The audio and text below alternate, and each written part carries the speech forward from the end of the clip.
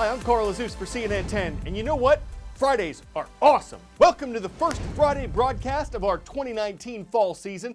We have a CNN hero lined up for you today. We have something that could keep acrophobics up at night. But first, we have bees, or more accurately, we don't. Honeybee populations in the United States have been decreasing dramatically over the decades, and a new study suggests that a certain kind of pesticide could be making things worse. Back in 1947, there were 6 million honeybee hives in America, according to the U.S. Department of Agriculture. Now, there are a little over 2.5 million hives. That number hasn't changed much over the past few years, but the overall picture doesn't look good for an insect that's incredibly important to our food supply. Scientists don't know for sure why this is happening. Pesticides and parasites are the most suspected reasons, and a study recently published in the scientific journal PLOS One suggests that neonicotinoids, types of pesticides that are widely used around the world, are incredibly toxic to honeybees and other insects. Part of the reason for that is because these pesticides appear to stick around in the environment and stay dangerous for longer periods of time.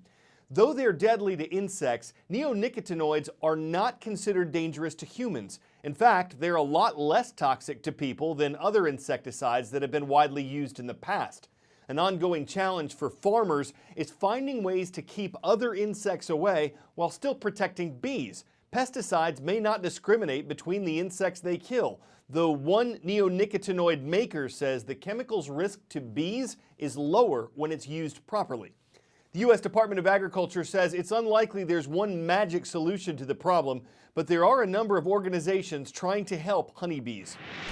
Bees are responsible for pollinating 1/3 of all crops worldwide, and populations are declining, impacting the nearly $20 billion they contribute to U.S. crop production. In fact, this past winter saw the highest honeybee colony losses on record. But the company BeeFlow thinks they can give bees a boost with a special nutrient-packed superfood formula they say improves their performance and immune system. Some people say we're doing super bees. We say we are developing strong and smart bees.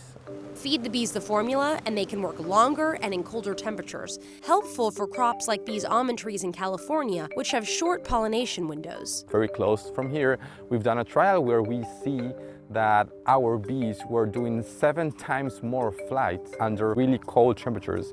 With no automated way to monitor bee performance, the BeeFlow team spends hours each day staring at trees, counting bees. We know how many visits a flower requires to develop a fruit of X size. In Argentina, their trials increased crop yields up to 90% and made fruit like these blueberries in Oregon 22% bigger.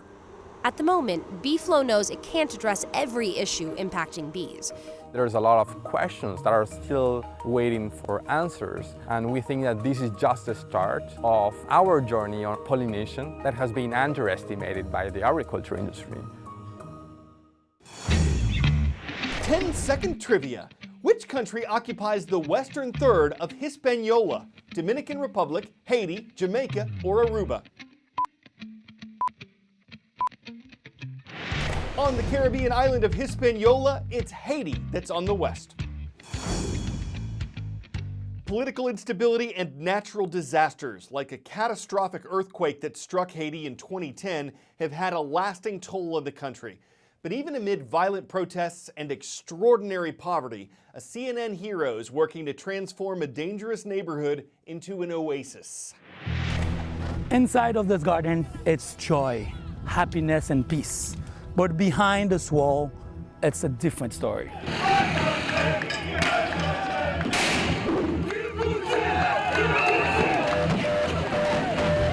We've been trying to get a cool down in Haiti for months, but it's always something. Unrest against hunger, against the waste, the cost of fuel in the country. Group fighting against each other, barricading, blocking the streets with tires and fire. It's hard for the children to go to school. We can't let the children of Haiti lose the only thing that they have left, which is their hope. 12 years ago in Cité Soleil, I started a community center for peaceful alternatives where kids have a safe space to be children. You see an alternative path to all the suffering that this community is experiencing. When we started, there was a big landfill next to the little soccer field. We get the kids with their parents to come and help turning it into a garden where the children would feel that's beautiful, contrary like to the streets. Nous avons avantage jardin ça gagne, jardin ça gagne petits oiseaux. Qui est ça compte de qui petits oiseaux chanter? Qui j'en chanter? Ça est Jaco. We collect tires that burn in the streets for a purpose and we use them as planters. Nous te dit qui est-ce qui te dit que ça est encore? Et puis l'on fin prend centre passer. People eat from what they actually grow. Côté qui pas grand pile l'eau yo, ou pas capable gaspiller de l'eau. C'est pour ça nous fait système.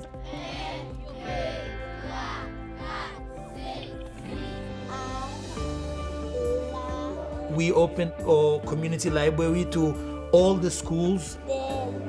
Très bien. We have the anger management program where we try to weave in sport to help kids manage their anger. OK, m'en prend ça kounya pour. The whole program, it's all about youth development. Moi j'ai vu doucement. Ouais. Many people in Haiti refer to Cité Soleil as the trash place where all the dumps are. But I see angels where people see this. I see these kids with potential, with the wings hiding in the back, waiting like to fly. Vous faites soustraction, ça déjà.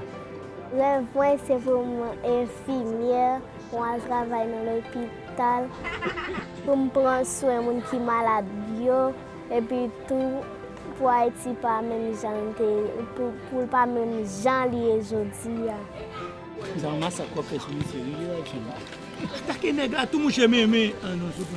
I started this to provide a voice to the voiceless. The new Haiti will start in Cité Soleil, and we can't wait to see this happen.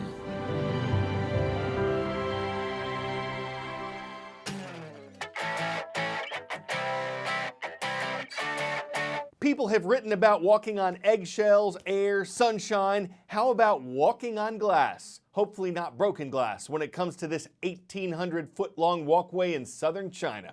It's a new part of a tourist attraction that also features scenic waterfalls and a restaurant in a cave, which stalag might be pretty good, if you know what I'm saying.